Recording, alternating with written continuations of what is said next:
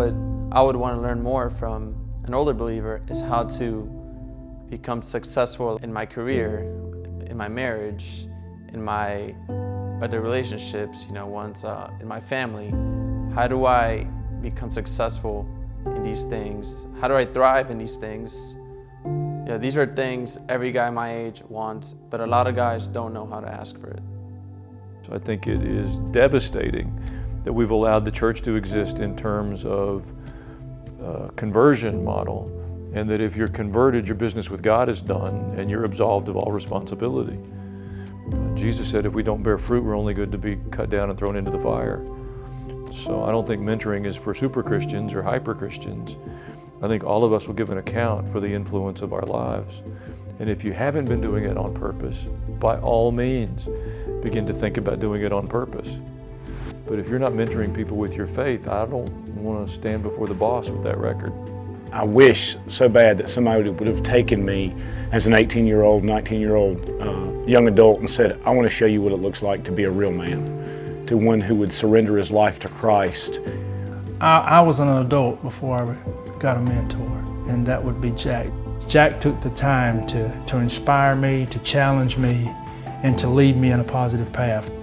When I look back over the trails of my life, if I'd had a mentor, it could have been drastically different. Discipleship or mentorship, whatever you want to call it, is not an extracurricular for a Christian. Mentorship as a Christian is being a Christian. It's not an option. Jesus didn't say, if you would like to, go make disciples. Jesus said, and this I leave with you, go make disciples.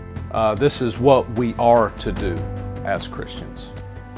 People have heard the gospel, but what's missing is transformation and the impartation of values and life skills and practices and habits and wisdom and experience that helps people make wise decisions. Jesus is our model. Jesus didn't build the biggest audience.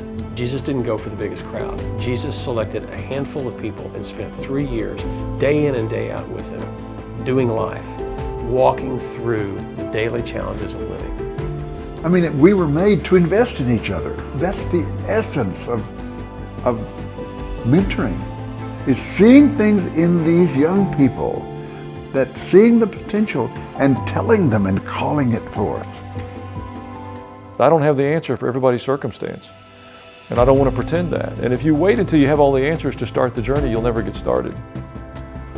Adults learn incrementally. So if I could talk to the guys that I say, well, get in the game. You'll learn more once you're in the game than you will watching 1,000 people play.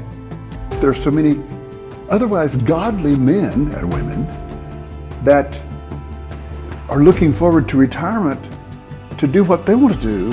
I mean, I've got several older friends, and some of them are miserable because they're couch potatoes. And then I've got others that they found something to retire into that's helping the kingdom. And it always is going to have to do with investing in the next generation some way. Don't retire into nothing. Retire into something. You have no idea how influential you can be in someone's life. Your life is going to be changed through the friendship and the mentoring relationships that are going to come in your life if you get involved here. The key to life is friendship with Jesus and friendship with the friends of Jesus. You need both.